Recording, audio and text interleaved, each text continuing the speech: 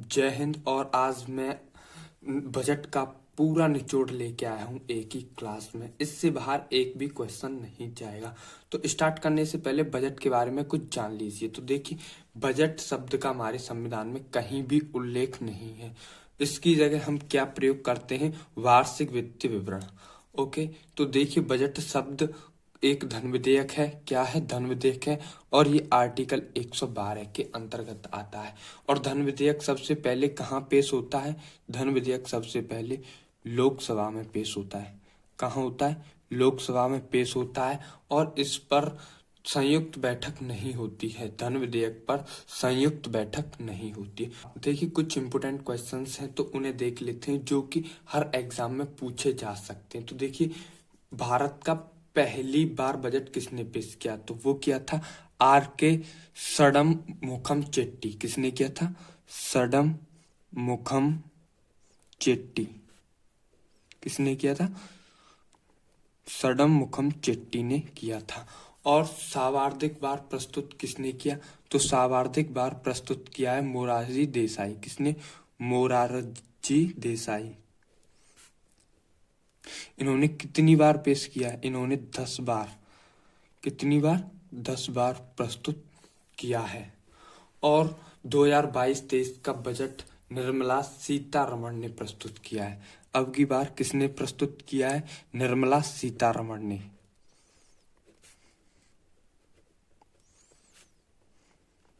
रमण ने प्रस्तुत किया है। और पहली बार पेपरलेस कब प्रस्तुत किया गया था? पहली बार पेपरलेस बजट कब पेश किया गया था? तो वो किया गया था 2021-22 में प्रस्तुत किया गया था। और ये निर्मला सीतारमण ने कौन सी बार? लगातार चौथी बार प्रस्तुत किया है। कौन सी बार? चौथी बार प्रस्तुत किया है। तो इस क्वेश्चन को देख लेते हैं। वार्षिक वित्तीय विवरण का उल्लेख संविधान में किस अनुच्छेद में है? तो आर्टिकल 112। ओके, तो अब नेक्स्ट चलते हैं।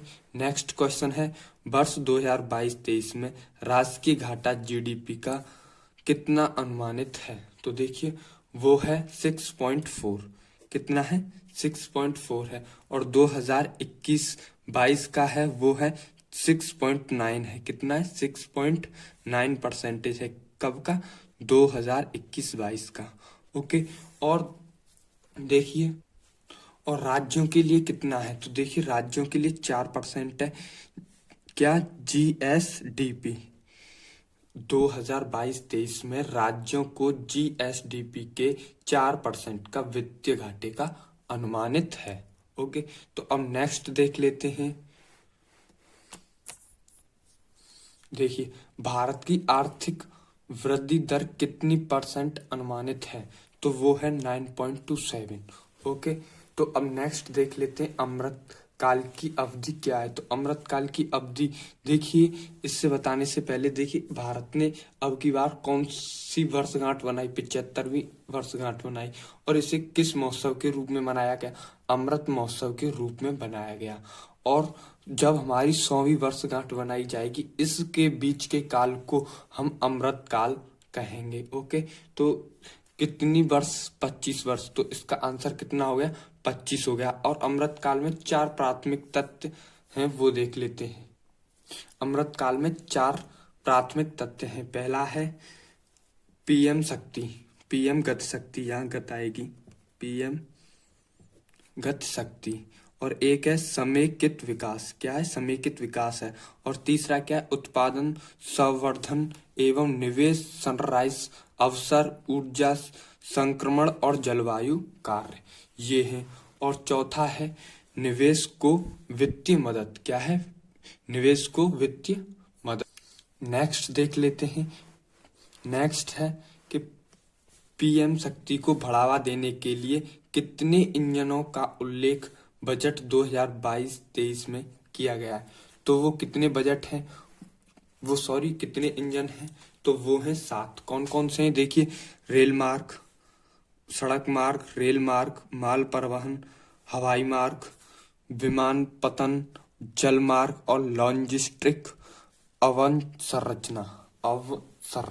ओके, तो कितने हैं? 7 हैं। ओके, तो ये यहाँ पीएम गति आएगी, पीएम गति शक्ति। तो पीएम गति शक्ति क्या है? पीएम गति शक्ति है जो जो मंत्रालय आपस में एक दूसरे से लिंक हैं उन सभी को जोड़ना पीएम गति शक्ति योजना कहलाती है। ओके, आई होप आपको समझ में आ गई होगी कि पीएम गति शक्ति क्या है। पीएम गति शक्ति, पीएम गति शक्ति क्या है? पीएम गति शक्ति है कि जो जो मंत्रालय एक दूसरे को लिंक करते हैं उन सभी को जोड़ना पीएम गति शक्ति योजना कहलाती है। तो नेक्स्ट देख लेते हैं 2022-23 के बजट पीपी मॉडल पर आधारित कितने मल्टी मॉडल लॉजिस्टिक पार्क बनाने की घोषणा की गई है। तो देखिए पहले पीपीपी, पीपीपी इसका मतलब क्या? इसका मतलब है पब्लिक प्राइवेट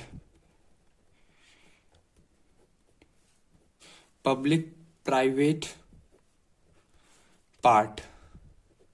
देख लेना प्राइवेट की मीनिंग सही है या गलत है। PRIVATE, पीपी की फुल फॉर्म क्या है? Public private part. तो ये कितने बनाए जाएंगे भारत में 2022-23 के बजट के अनुसार? तो वो है 4 बनाए जाएंगे। कितने बनाए जाएंगे? 4 बनाए जाएंगे। अभी तक ये नहीं बताया कि कहाँ कहाँ बनाए जाएंगे। 4 मल्टी मॉडल लॉजिस्टिक पार्क बनाए जाएंगे। नेक्स्ट देख लेते हैं अगले 3 वर्ष के दौरान कितनी वंदे भारत रेलगाड़ियों का निर्माण किया जाएगा। तो कितनी का किया जाएगा? 4 से वंदे भारत रेलगाड़ियों का निर्माण किया जाएगा। नेक्स्ट देख लेते हैं 2022-23 में देशी विश्व स्तरीय प्रौद्योगिकी और क्षमता वृद्धि कवच के तहत रेल मार्ग नेटवर्क में 200 किलोमीटर जोड़ा जाएगा। तो कवच किसे कहते हैं? तो कवच कहते हैं कि देखिए 2 रेलगाड़ियां हैं, ये पटली है,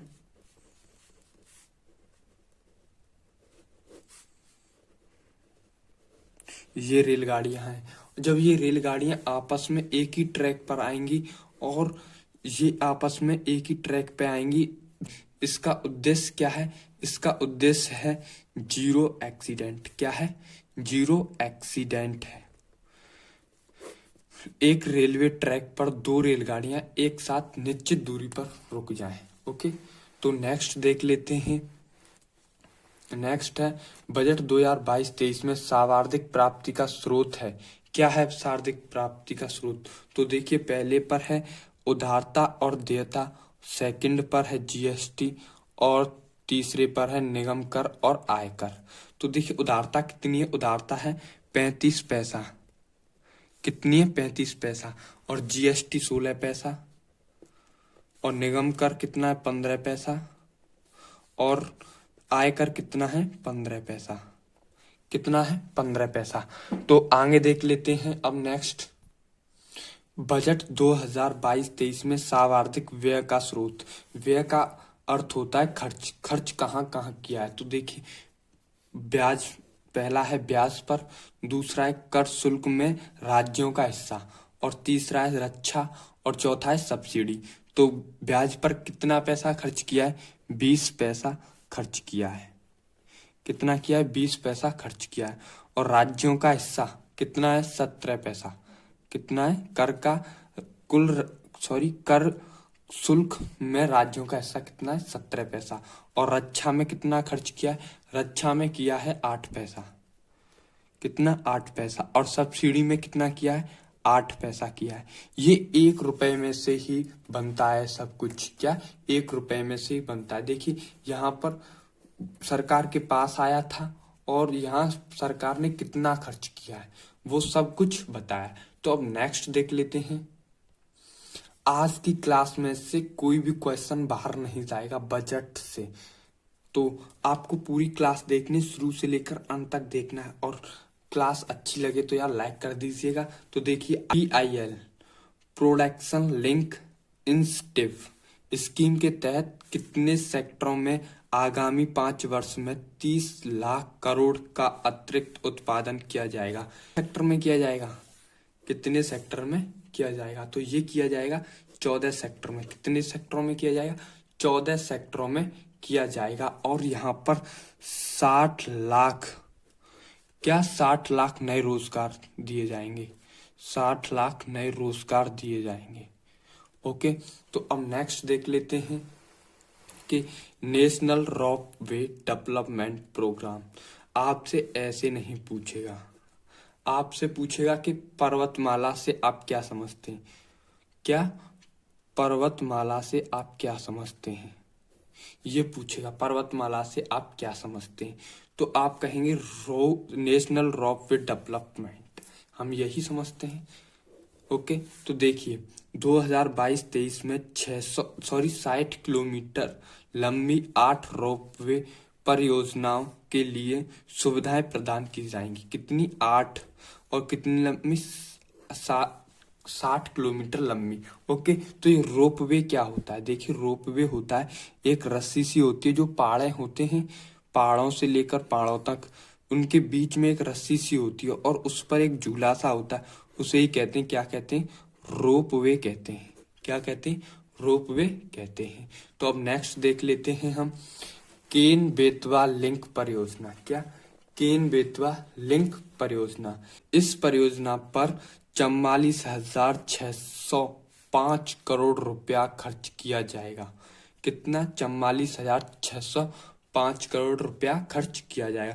केन बेतवा लिंक परियोजना के क्रियान्वयन के लिए कितना? 1400 करोड़ पर व्यय। केन बेतवा लिंक परियोजना से कितने किसानों की 9.08 लाख हेक्टेयर किसानों की जमीनों की सिंचाई की जाएगी। कितने किसानों की जमीन की? 9.08 लाख हेक्टेयर की। तो देखिए ये 2 रिवर हैं, कौन कौन सी है? एक केन है और एक बेतवा है। कौन सी है? बेतवा है। ये 2 रिवर हैं और ये 2 रिवर हैं, इनके यहाँ पर रिवर में पानी नहीं है, तो इस केन का पानी इसमें भेजा जाएगा, बेतवा में। ऐसे ऐसे करके भेजा जाएगा। और यहाँ केन और बेतवा के बीच कौन सा टाइगर रिजर्व है? पन्ना टाइगर रिजर्व है। कौन सा है? पन्ना टाइगर रिजर्व। कौन सा है? पन्ना टाइगर रिजर्व है। तो नेक्स्ट देख लेते हैं बाजरे का अंतर्राष्ट्रीय वर्ष किस वर्ष को घोषित की गई है? किस वर्ष की गई है? बाजरे का अंतर्राष्ट्रीय वर्ष 2023 किया गया। और 2016 किसका है? 2016 है दाल का। किसका है? दाल का है।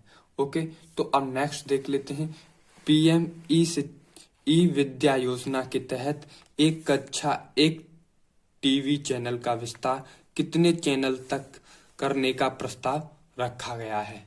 तो देखिए पहले देख लेते हैं ये पीएम विद्या योजना क्या है। पीएम विद्या योजना है जिसमें विश्व की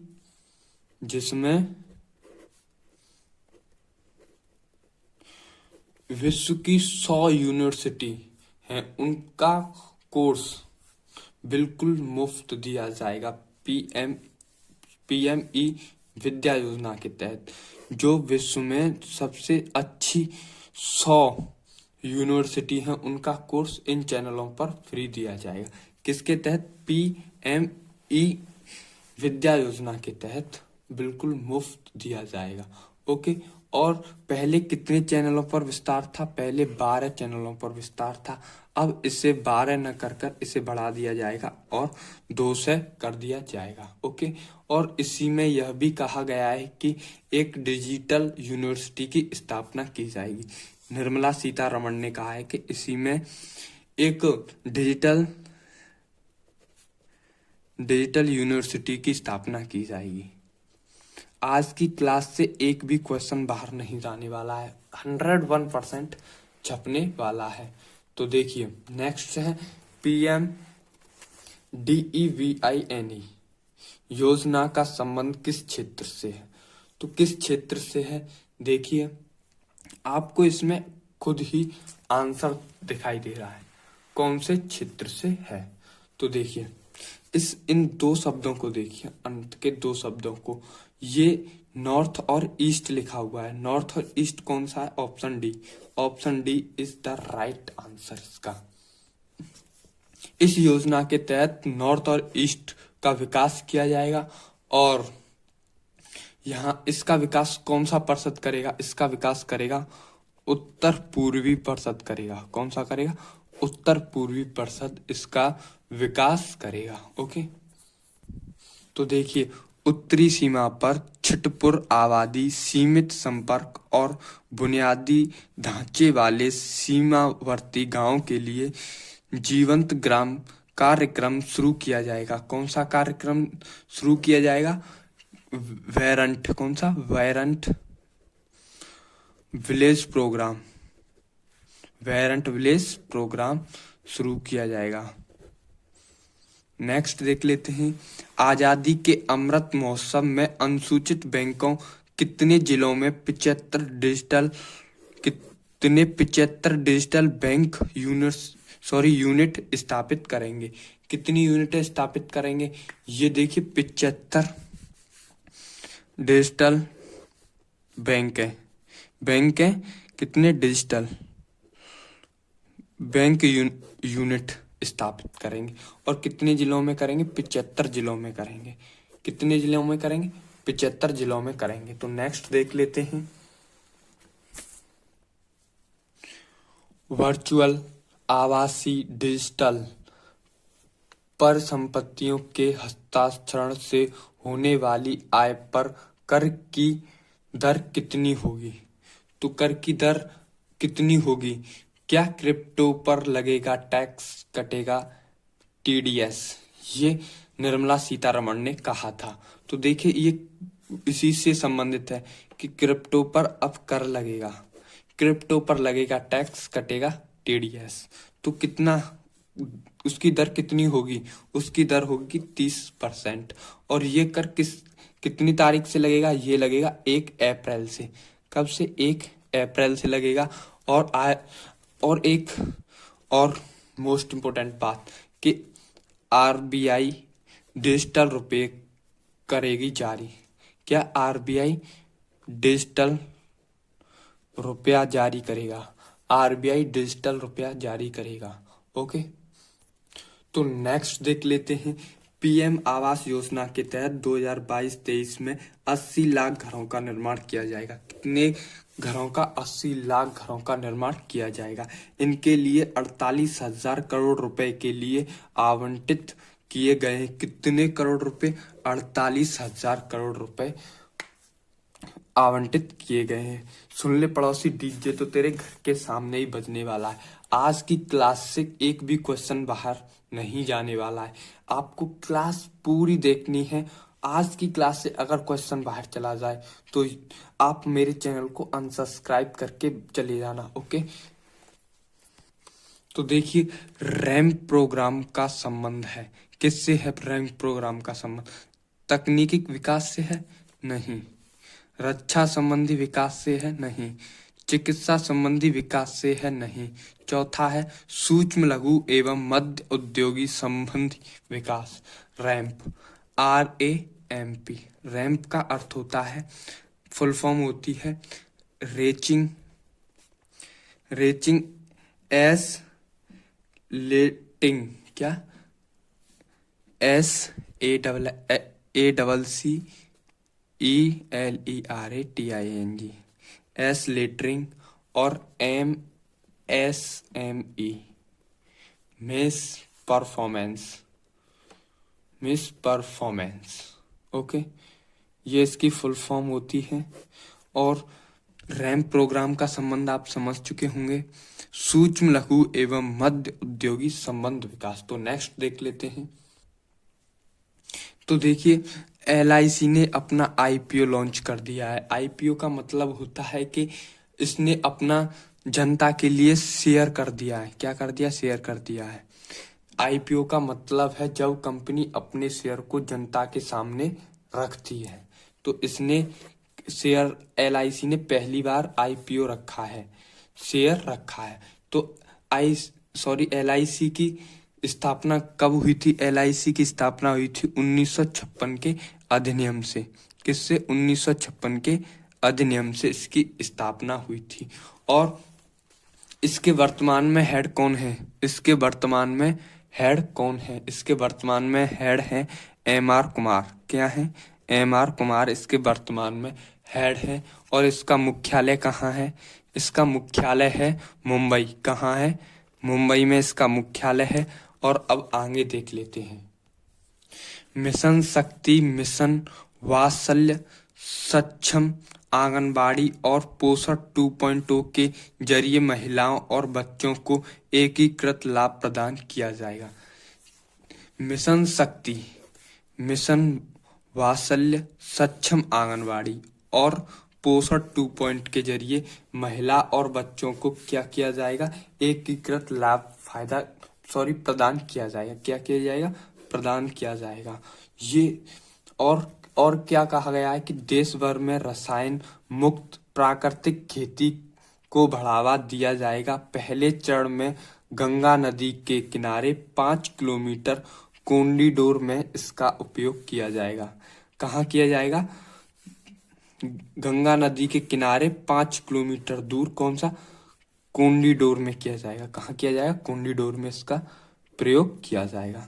तो आई होप आपकी आज की बजट क्लास आपकी समझ में आ गई होगी। अगर समझ में आ गई हो तो आज की बजट क्लास को लाइक शेयर सब्सक्राइब कर दीजिएगा और दोस्तों के लिए अधिक से अधिक शेयर कीजिए, क्योंकि इससे एक भी क्वेश्चन बाहर नहीं जाने वाला है। तो फिर मिलेंगे आज शाम की क्लास में। तब तक के लिए जय हिंद, जय भारत।